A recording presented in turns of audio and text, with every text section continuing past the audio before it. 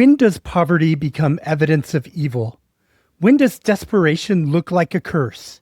For Sarah Good, the answer was February 2nd, 1692. On that date, Sarah Good went to the Salem village parsonage to beg money for herself and her two children, 4-year-old Dorothy and an infant. The minister, Samuel Parris, gave something to Dorothy, and Sarah Good allegedly went away muttering something under her breath. After this incident, the mysterious illness afflicting the minister's daughter, Betty, and his niece, Abigail, intensified. Reverend Parris later interpreted Sarah Good's parting words as a curse. Welcome to Salem Witch Trials Daily. I'm Josh Hutchinson. Hi, I'm Sarah Jack. Today we're looking at the life and tragic death of one of the very first people accused in Salem Village, Sarah Good. When people think of the usual suspects in a witch hunt, the marginalized, the impoverished, the defiant, Sarah Good fits the mold perfectly. Sarah was born Sarah Soulart in Wenham, Massachusetts, around 1653. She was the daughter of a prosperous innkeeper named John Soulart. But tragedy struck early. Her father died by suicide when she was young, and while he left a substantial estate valued at £500, Sarah and her sisters were effectively cheated out of their inheritance by their stepfather. It's a heartbreaking turn. By 1692, she had married her second husband, William Good. He was a laborer described as a weaver, but he struggled to keep employment. The family was destitute. They had no permanent home and were often begging for charity from their neighbors. And in the Puritan mindset, poverty wasn't just a misfortune. It was often viewed as a moral failing, a sign that God had turned away from that person.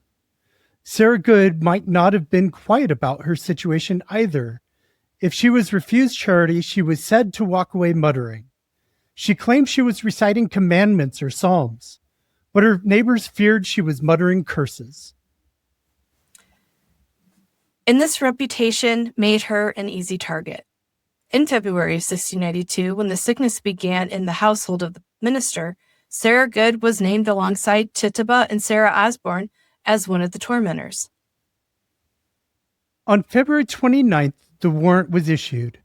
Constable George Locker arrested her and brought her to Ingersoll's Tavern on March 1st.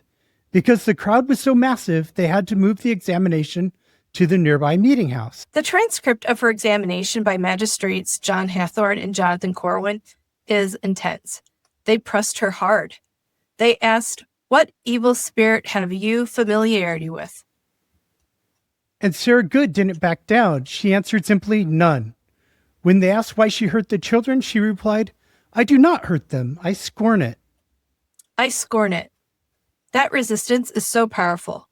But the evidence against her was mounting, not just from the afflicted girls who were throwing fits in the courtroom, but from her own husband.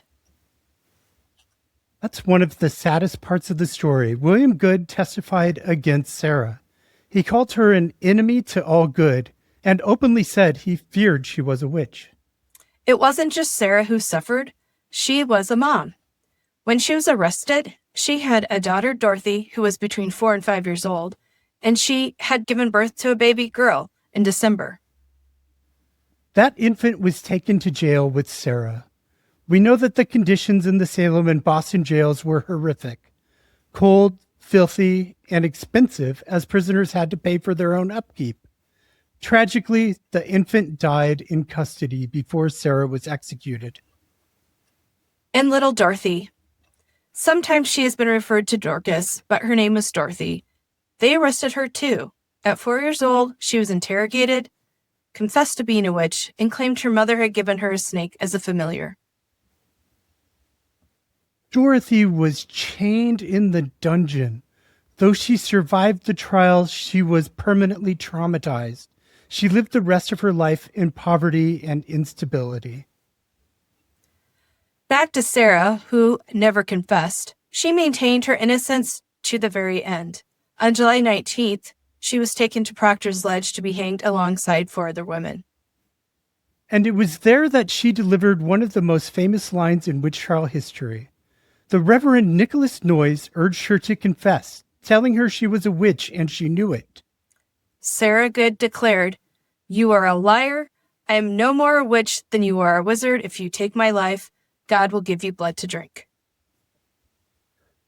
Legend has it that years later, Nicholas Noyes died of a hemorrhage, choking on his own blood. She was a woman who had lost everything. Her well-being, any resources. Her husband turned his back on her. She couldn't take care of her new baby. She and her little girl sat in jail, but she never lost her voice. If you want to learn more about Sarah Good, we have a dedicated episode on the thing about witch hunts in our Witch Hunt Victim Stories series.